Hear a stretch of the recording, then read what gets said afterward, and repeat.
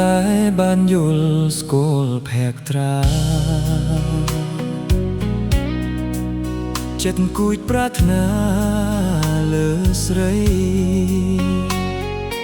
គេងក៏មិនលុកនឹកស្រមៃ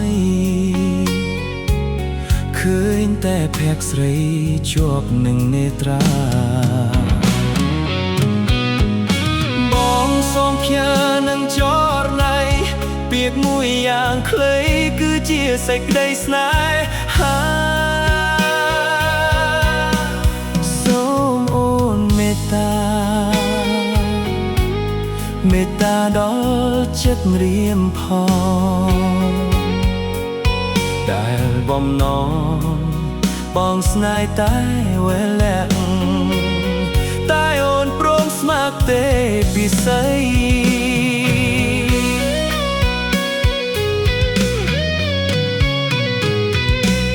ភក្ត្រាស្រទន់មានមន្តស្នេហ៍ល្អផុតគេក្នុងលោកីបើសិនអូនព្រមរួមភិសម័យចរណៃកាយគុំព្រួយចិនដាបងសូមច្រៀងចម្រៀងស្នេហ៍ជាងថ្នមបំពេប្រលឹងដែលរៀមស្នេហាបានស្ដាប់កាលណាសូមចិនដាចេះប្រណីសូមចិត្តថ្លៃចេះខន្តីសន្តោដល់ស្នេហ៍របស់បងផង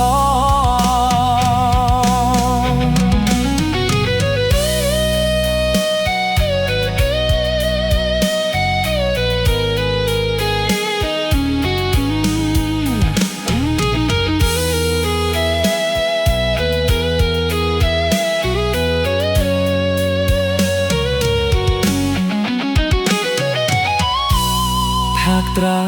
ស្រទន់មានមន្តស្នេហ៍ល្អផុតគេក្នុងលោកីបើសិនអូនព្រមរួមភិសម័យចរណៃកែវគុំព្រួយចិនដាបងសូមជាងចម្រៀងស្នេហ៍ជាងថ្នមបំពេប្រលឹងដែលរៀមស្នេហាបានស្ដាប់កាលណាសូមចិនដាចេះប្រណីសូមចិត្តថ្លៃចេះខន្តីសន្តោដល់ស្នេហ៍របស់បងផង